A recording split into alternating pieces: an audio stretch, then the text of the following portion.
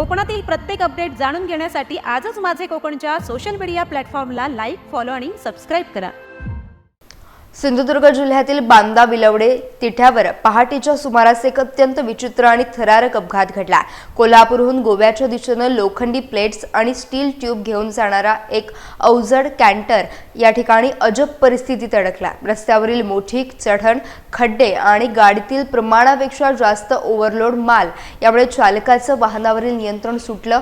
चढण चढताना कॅन्टरची पुढची 2 चाकं जमिनीपासून तब्बल 10 ते 15 फूट हवेत उचलली गेली।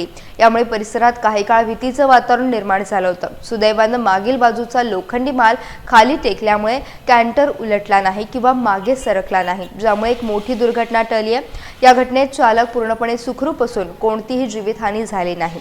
अपघातामुळे या मार्गावरील वाहतूक काही वेळ विस्कळीत झाली होती। सध्या जेसीबीच्या सहाय्याने लोखंडी साहित्य आणि अपघातग्रस्त वाहन बाजूला करण्याचं काम युद्धपातळीवर सुरू आहे। अवजड मालामुळे यंत्रणेला मोठी कसरत करावी लागते।